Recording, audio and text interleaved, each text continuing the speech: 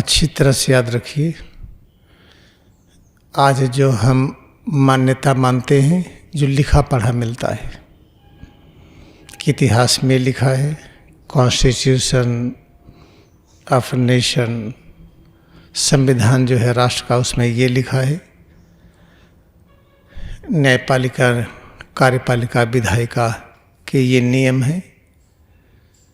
इन सब को लेकर के समाज की व्यवस्था बनती है।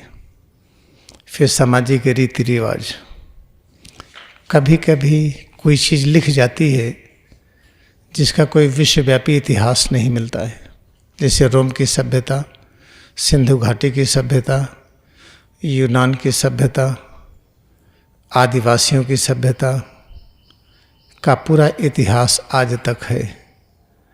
जब इतिहास खोजिए विष्णु के बारे में, शिव के बारे में, ब्रह्मा के बारे में, जीभ निकली हुई काली माँ के बारे में, शेरे वाली माँ के बारे में, या जो भगवान राम और कृष्ण के बारे में लिखा गया है, ये लोग लड़ाई लड़े, मार डाले, बिना मारने के अलावा कोई उपाय नहीं था समस्या के निदान का। इसलिए कृष्ण भगवान ने बहुत बड़ी लड़ाई करा दिया, विश्व युद्ध का विश्व युद्ध। ऐसे भगवान राम के बारे में बिना मारपीट के समस्या नहीं सुलझा पाए। तो ये जो लिखे गए हैं, ये सब ऐसा लगता है कि कपोल कल्पित कहानियां हैं। जैसे प्रेमचंद ने लिखा एक जोड़ी बैलों की कथा, प्रेमचंद का है ना, कि 2 बैलों की कथा है, ईदगाह है, ऐसे और अनेक प्रकार की कथाएं लिखी गई। शेक्सपियर ने लिखा नाटक, न जाने कितने लोगों ने क्या क्या लिखा। तो ये उनके विचार हैं, उनकी कविता है, उनकी कहानी है, उसका इतिहास नहीं है कि 2 बैलों की जोड़ी आपस में बात किए, कोई रिकॉर्ड किया हो। जो ईदगाह उनकी कहानी है, वो कहानी मुंशी प्रेमचंद के द्वारा लिखी गई है, उसका कोई इतिहास नहीं है। 3 बंदर गांधी जी के, जिसको टॉलस्टॉय ने लिखा, एक आंख बंद करता है, एक कान, एक मुंह। कोई आपको बंदर नहीं मिलेगा जो आंख बंद करके बैठा मिले, या कान बंद करे या मुंह, मिलेगा ही नहीं। तो कुछ लेख, कहानियाँ, पुस्तकें इस तरीके से है कि हम अपने भाव को, विचार को लिख दिए। हम बहुत विद्वान है तो हमने कविता में लिख दिया, हमने संस्कृत के श्लोक में लिख दिया। विद्वता कम है, कविता और श्लोक नहीं लिख पाते हैं तो उपन्यास लिख दिया, कहानियाँ लिख दिया। इसको जनता पढ़ करके हमारे विचारों में घूमती है। एक है जो इतिहास है, जो पूरी दुनिया जानता है, मोहनजोदड़ो, हड़प्पा की खुदाई, सिंधु घाटी की खुदाई, और रोमन सभ्यता, यूनानी सभ्यता, आदिवासियों की सभ्यता, इस सब को पूरी दुनिया जानती है कि इतिहास जो था अभी तक इसके बारे में प्रमाण है। तो इस चीज़ को जानिएगा कि अगर ऐसा कोई ग्रंथ, ऐसा सदग्रंथ, चाहे भगवान के बारे में लिखा गया हो या किसी कहानी के रूप में हो, अगर समाज को तोड़ता है तो सदग्रंथ को बिल्कुल पढ़ना नहीं चाहिए। जिसको पढ़ने पर लड़ाई झगड़ा दिमाग में आता हो, उसको पढ़ना बंद कर दीजिए। जिसको पढ़ने पर लोगों में दोष दिखाई पड़े, उसको पढ़ना बंद कर दीजिए। इसलिए कौन सा सदग्रंथ है जिसको पढ़ने पर ये फालतू की चीज़ें नहीं आती हैं? वो है होली साइंस और परमहंस योगानंद के द्वारा लिखी हुई योगी कथामृत। इसको पढ़ने पर कभी भी आपको लड़ाई की भावना नहीं आएगी, घृणा की भावना नहीं आएगी, और सच्ची आध्यात्मिकता क्या है इसके बारे में प्रकाश मिलेगा। सबसे जुड़ेंगे हम, ये है महत्वपूर्ण। इन सब चीज़ को सावधानी से याद रखिएगा, क्योंकि राष्ट्र बनाना है। आज दशहरा है, आज रावण के सिर कटेंगे। बताइए, हम पूरा देश मनाता है और राम ने रावण का वध किया। तो या तो गलत कहानी बनाई गई या गलत व्याख्या है, तो कोई भी विद्वान ऐसा सद्ग्रंथ क्यों लिखता है जिसकी गलत व्याख्या हो? होली साइंस ऐसी क्यों नहीं लिखी गई कि इसकी ऐसी व्याख्या हो कि मार काट हो? नहीं लिखी गई। योगी कथामृत की ऐसी व्याख्या नहीं है जो मार काट हो। नानक देव जी का गुरु ग्रंथ साहब पढ़िए, कोई मार काट नहीं। कबीर साहब के दोहे पढ़िए, कोई मार काट नहीं। इन सब पर बहुत सावधान रहिएगा। ये सद्ग्रंथ जो दूरी बढ़ाते हैं, झगड़े की सूचना देते हैं, मार काट करिए सूचना देते हैं, उसको बंद रखिए कुछ समय के लिए। या तो हमारी तरह व्याख्या करिए कि राम ने रावण को नहीं मारा था, सुपर्णखा की नाक नहीं कटी थी, बाली को छिप के नहीं मारा गया था, मेघनाद वध नहीं हुआ था, कुंभकर्ण नहीं मारा गया था, कोई सोने की लंका नहीं जली थी। या तो सब व्याख्या हमारी तरह करिए।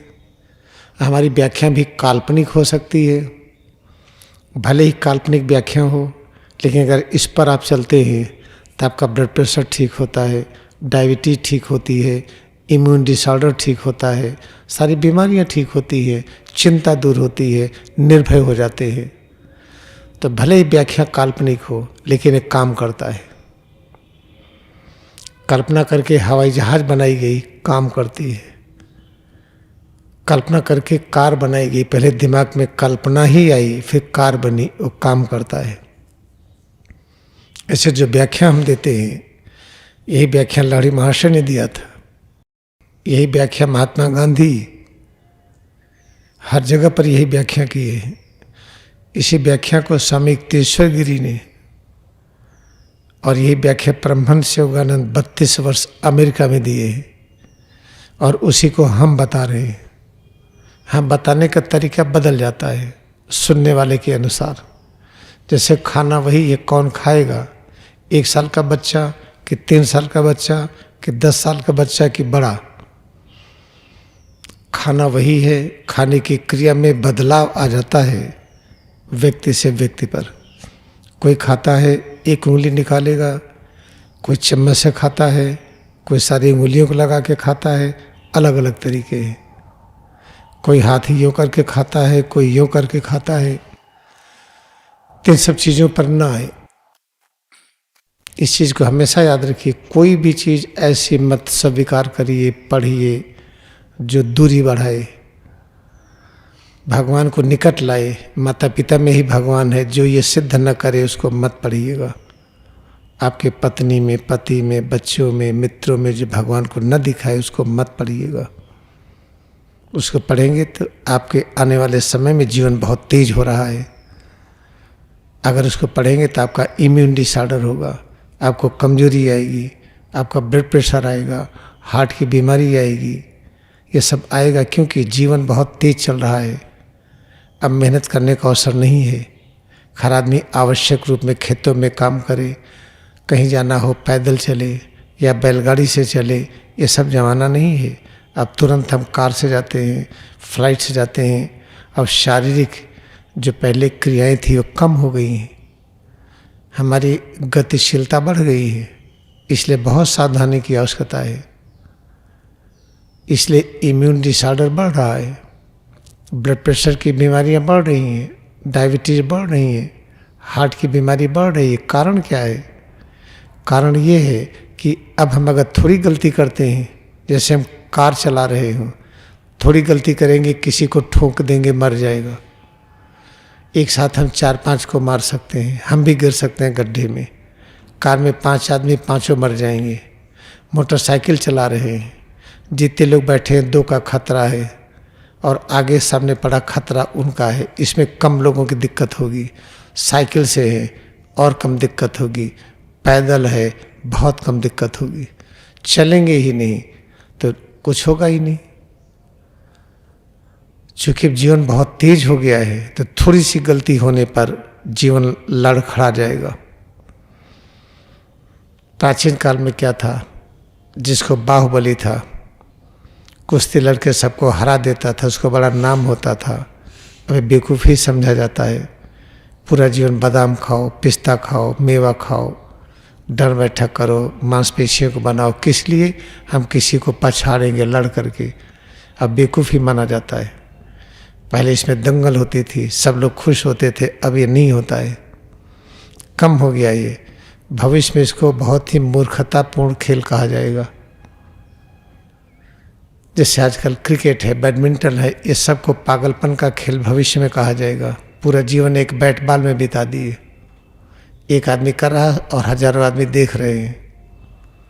उस मूर्खता का प्रदर्शन उतनी शक्ति से पेड़ों की सेवा, जानवर की सेवा, मानव की सेवा, पृथ्वी की सेवा नहीं करेंगे। बस बैट बॉल लेकर के छक्का पर छक्का मार रहे हैं। ये क्या है? ये भविष्य में इन सब की मान्यताएं खत्म हो जाएंगी।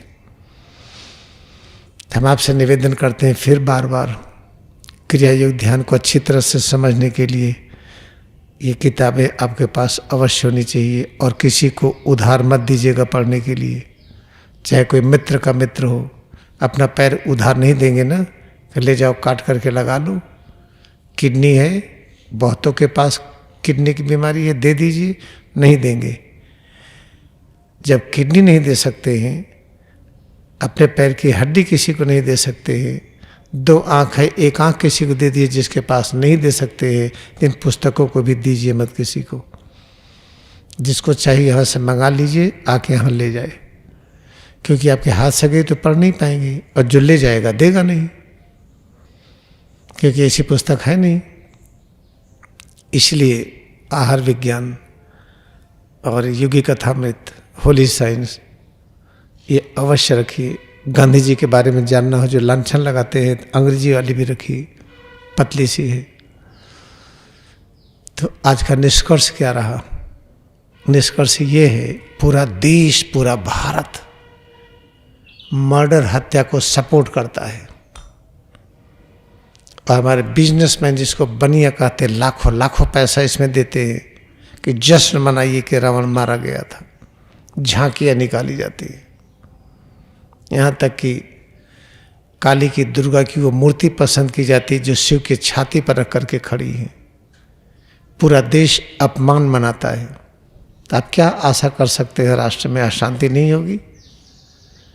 काली की वो फोटो बनाना कि शिव के ऊपर पैर रख करके खड़ी है और स्वागत करना, क्या चाहती है जनता? और राम ने रावण को मारा, पूरे भारत में जश्न मनाई, इसका मतलब क्या है? मर्डर और हत्या को सपोर्ट करते हैं। अगर राम का चरित्र यह है जो कहा जाता है, तो हम लोगों को राम को नहीं मानना चाहिए। अगर कृष्ण ने लड़ाई लड़वा करके समस्या को सुलझाया, लाखों को मरवा दिया, तो हमें कृष्ण की शिक्षा नहीं चाहिए। हमें नानक देव की शिक्षा चाहिए, कबीर साहब की चाहिए, गौतम बुद्धा, महावीर स्वामी की शिक्षा चाहिए। इन सब की नहीं चाहिए। लेकिन अगर भगवान राम और कृष्ण को मानना है तो हमारी तरह मानिए। हमारी तरह मानेंगे तो क्रिया का सिद्धांत वही हम बताते हैं। और राम ने क्या किया, उसी को क्रिया के सिद्धांत से हम जोड़ देते हैं। फिर आपको वहाँ को मार काट नहीं दिखेगी। महाभारत में क्या हुआ, हम क्रिया के सिद्धांत से जोड़ देते हैं, तो वहाँ लड़ाई झगड़ा नहीं दिखेगा। इन सब चीज़ों के पर सावधान रहिए। देश बनाएंगे नहीं तो रहेंगे कहाँ? आपके बच्चे कहाँ रहेंगे? कितनी दिक्कतें हैं, पूछिए आप। जाकर के कोई डीएम से मिल के काम करा लीजिए, कमिश्नर से मिल के करा लीजिए, कोई नहीं करा पाएगा। आज तो काम हो ही नहीं रहा किसी का। इसलिए आप सबसे विनम्र निवेदन है, ये मत सोचिए कि काम कठिन, बहुत आसान है राष्ट्रीय परिवर्तन। हम आपको बताए थे ना, हमारे समय में हो जाएगा। जैसे हमें 1985 में दिखा था, कोई पुल से गुजरेगा तो पहले क्रिया युग दिखाई पड़ेगा, तो यहाँ हम आए ही नहीं थे। 1 इंच जमीन यहाँ नहीं थी। यहाँ मैंने कभी सोचा भी नहीं था कि हाँ हम क्रिया योग करने जा रहे हैं। 1985 में मैंने कहा था चेयरमैन बोर्ड ऑफ रेवेन्यू से, जब इधर से कोई गुजरेगा तो क्रिया योग के अलावा कुछ दिखेगा नहीं।